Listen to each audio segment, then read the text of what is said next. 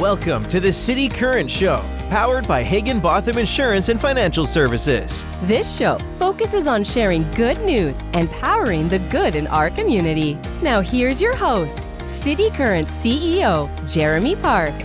Welcome to the City Current Show, powered by Higginbotham. I'm your host, Jeremy Park. We're always honored to bring you inspiring stories of individuals and organizations making a difference and powering the good. And in this case, we're talking about the power of libraries, the Memphis Library Foundation. We're honored to have with us the Executive Director, Christine Weinreich. How are you doing, Christine? I'm doing great. Thanks, Jeremy. I appreciate you having me. Absolutely. So we get to talk about 30 years in terms of the history and an anniversary, but let's start with a little bit of the history and the context. So give us some of the history for the Memphis Library Foundation. Sure. So the Library Foundation is a separate nonprofit that supports the libraries, and we were formed in 1994, 30 years ago, to really raise the funding that was required to build our new and fabulous Central Library, which opened in 2001. So that was our original mission. Once that building was built, the founders decided to keep the organization in place to continue supporting and enhancing all the things that our libraries provide to the community that just wouldn't be able to be funded just through the operating budget.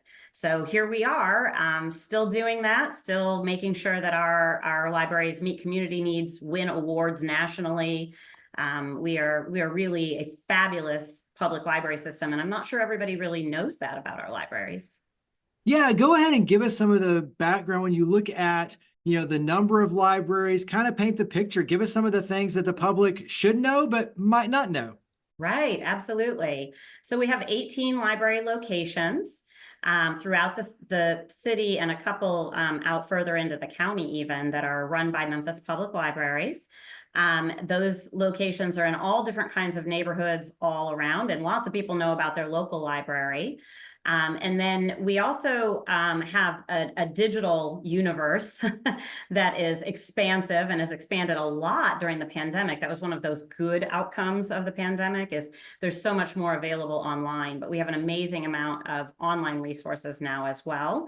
All you got to do is get your free library card to access 100% of what's online and 100% of what's in any library branch, either through interlibrary loan or through going into your branch and getting what it has.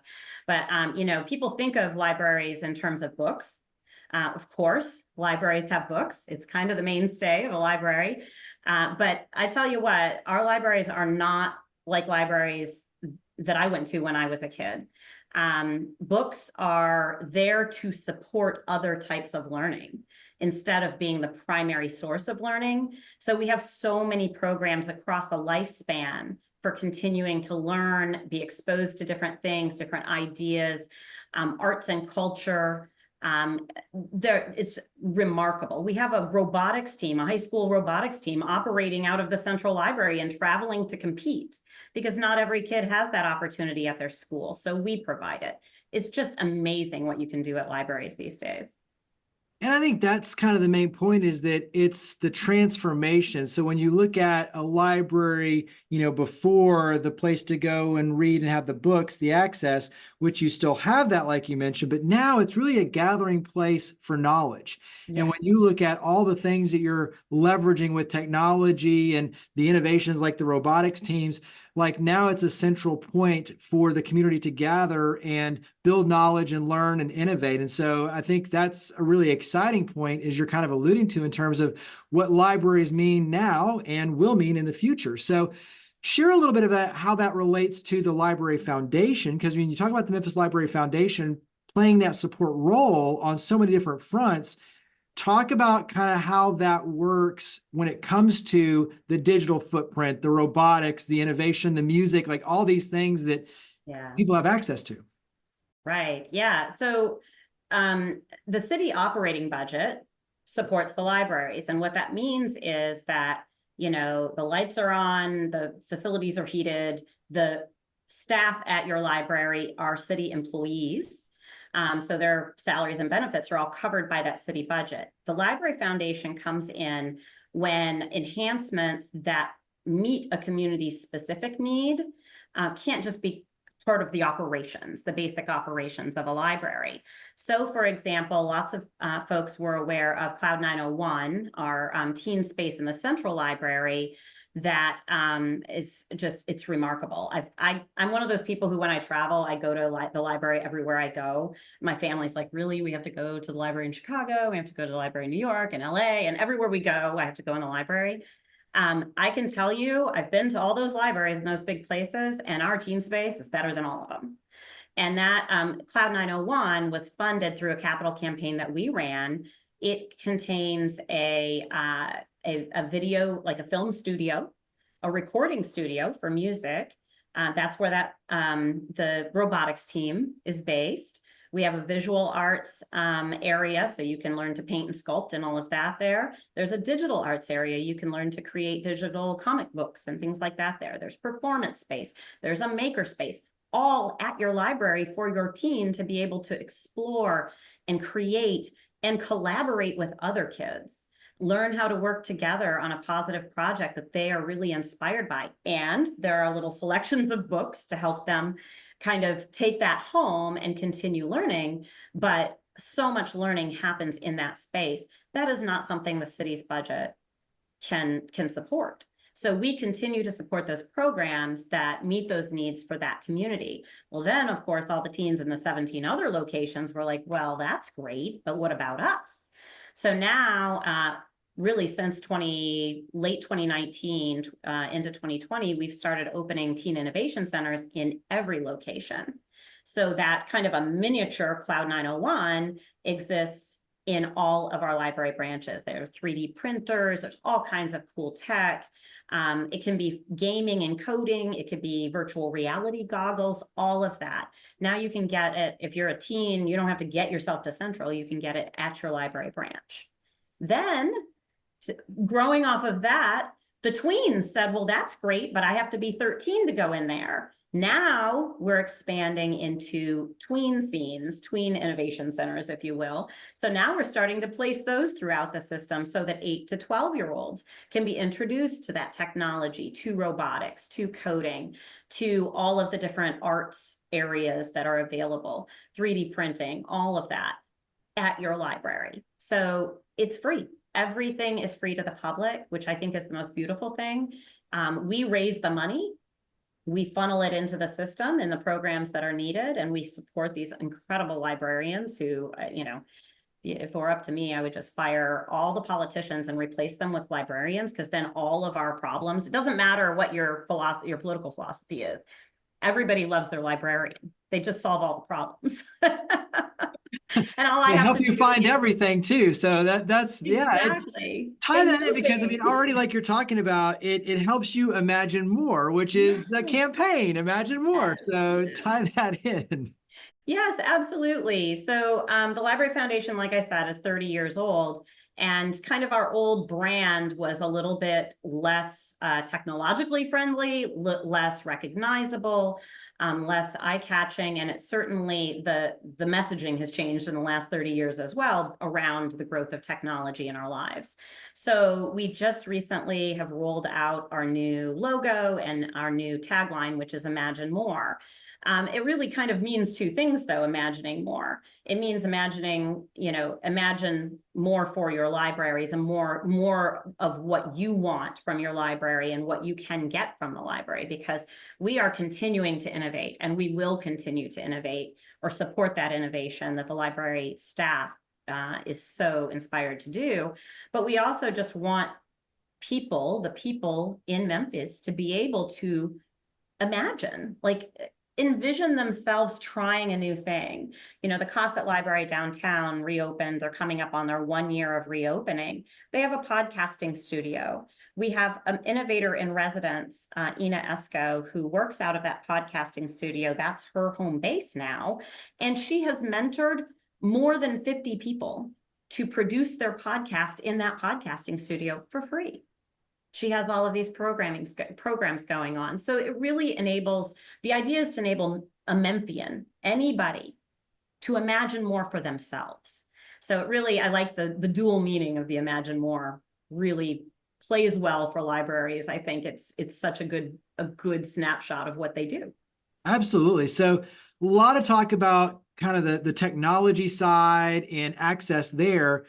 Literacy and reading still play a very prominent role. And so talk about some of the elements like Discover Read that tie in those pieces.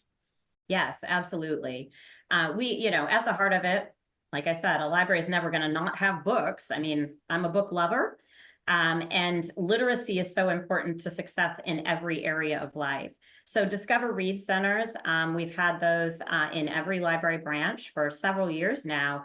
And those are early literacy readiness for preschool age kids so that their caregivers can bring them and learn the strategies to get them understanding the way a story works, the way a book works, even if they can't literally read it. They do activities along with the story. They might sing a song that goes with the story, really bringing a story to life to get a child inspired to learn how to read because they want to be able to experience that themselves, but also getting them ready for kindergarten so that they can be successful in learning to read in those first few years of school. We also have literacy programs for kids that are tied to the schools. So we have an education liaison. The library has an education liaison who works very closely with the city schools to ensure that like our summer reading programs and the summer camps that we offer and things like that are really supporting that learning through the summer and preventing the summer slide, which is a huge challenge for any teacher will tell you. 3 months off and you've got to start over with a few things. So we really try to help collaborate around that to support literacy, achievement, and education. And we also have adult literacy programs. We have lots of folks in our community who unfortunately didn't have the greatest education access when they were growing up. And we know that that's generational. It's hard for a parent or a grandparent to help a child with their homework if they're not fully literate. So we have those kinds of programs and also ESL programs, English as a second language. So we have a large immigrant community that we're also serving to help them learn English so that they can navigate their life and their world and be successful. You mentioned obviously for the foundation on your end to support the libraries, the systems, but talk about also too supporting librarians, because when you look at kind of where we are, some of the politics tied in and censorship and where this plays in, talk about the Memphis Library Foundation and kind of that tie in to supporting librarians and being a positive, beacon on that side. Sure, absolutely. I wish we didn't have to talk about this, honestly. But book challenges have gone up in the last 2 years, have set records one over the other from any other year that the American Library Association has been tracking that data. And there are, in Tennessee alone, hundreds of book challenges across the state in school and public libraries in a year. That did not used to be the case. So now we're facing this environment where the divisiveness is leading into these public spaces. And we really have to be ready to fight that battle. For the librarians are on the front lines. If somebody comes in and says this shouldn't be available to kids or this shouldn't be available at all, they're the ones having to navigate those conversations, hopefully sometimes educate folks on why information should be available to the public. It doesn't mean that my kid should be able to check out every single thing at the library. I'm a parent and I can say I don't want them checking out certain things. We're not trying to impose that, but we don't want any individual or group of people imposing what they think on the entire community through book challenges. And we know it's going to happen. We kind of get a little comfortable in Memphis that our libraries are well respected and protected, but it's going to happen. It's imminent. And we have to be ready. We've asked our supporters to be ready. We brought in, during Banned Books Week in October, we brought in Maureen Corrigan, who's the NPR Fresh Air book critic, who has done a lot of research, her research area. She's a professor at Georgetown. And so she knows. And she talked about that history of book banning and the ways in which, because people have a perception if a book is banned, it's actually purchased more. But actually there are several books she brought up while she was here during Banned Books Week that you've never heard of because they were banned. They got squelched because they were banned. And we just don't want that to be something our librarians have to deal with. The First Amendment applies to libraries. These are public resources. And I am a firm believer that it doesn't matter what your belief system, your religion, your culture, whatever it is, you should be able to find those resources, reliable resources at the library. And so we do need to be ready for that. It is coming down the pike. And with the current climate, there are national news stories. There's one woman who says, I'm challenging a book a week, every single week across the country. She's writing book challenges. She hasn't read 52 books a year. She hasn't read them. She just is challenging them based on topic or title or whatever. We have to be ready. So I would say to your audience, be ready. We will be calling on all of you to stand up when this happens. So how can the community help the Memphis Library Foundation? Because you've talked obviously about, all the technology, the infrastructure, the support on that side, obviously the programs. I mean, there's so much that you all do where the public can step in, and whether it's financial support, volunteerism, help with activation, obviously, being the support network like you're talking about there. How can the community help the Memphis Library Foundation? Yes, absolutely. One thing you can definitely do is, as you said, monetary support. We rely on that community support, particularly monthly donors, to be able to kind of drive programming that's innovative. Foundations and corporations tend to fund something that's already proven, which I don't blame them, but it's restricted to those kinds of programs. So we really need that public support from the community to enable our librarians to do those innovative things, test them out, try them out, so that we can then pitch them for larger dollars to those larger funders. So that's definitely something you can do.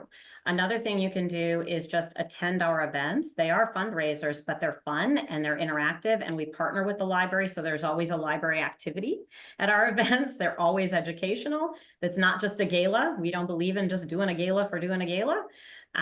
So you're always going to learn something. If it's a family event, your kids are going to learn something at our events. And then the third thing is the Friends of the Memphis Public Libraries are a volunteer organization that we work very closely with. It's also a separate nonprofit. So really, the Memphis Public Libraries have two nonprofits supporting them in different ways. We primarily manage our endowed funding and give grants to the library, and then we raise additional funds for the library as a fundraising entity. And then the Friends of the Library, lots of folks will recognize their book sales and the used bookstore that's at the Central Library. They take in all those book donations that you drop off at the Central Library, sort them, put them in the right places, and raise money in that way. And then they are also an army of volunteers. And I think membership's $10 a year. So you get a discount in those books sales, and then you can volunteer at the library as well. But you can go on to memphislibrary.org to find the Friends of the Library, and memphislibraryfoundation.org to find us. I encourage everybody to participate in both ways if you can. And then just be ready, because we do call on all of our supporters, whether you're in the Friends of the Libraries sphere or in our sphere, to help when there are these challenges. We will definitely need letter writing campaigns and all of that kind of manpower.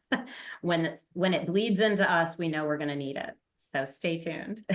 You never can say it enough in the world of media. So mention again the website, social media. Where would you direct everyone to go to get involved and learn more about the Memphis Library Foundation? Absolutely. Yes, we're on social media. We've got Memphis Library Foundation has Facebook, Instagram, LinkedIn, X, formerly Twitter. Still awkward to say. And then also on our website right now does not have our events listed, but because we're revamping our website, but the website is memphislibraryfoundation.org. You can still make a gift on that website while we're revamping, but there are some things that are missing if you go to a couple of pages, but stay tuned and they will be up soon.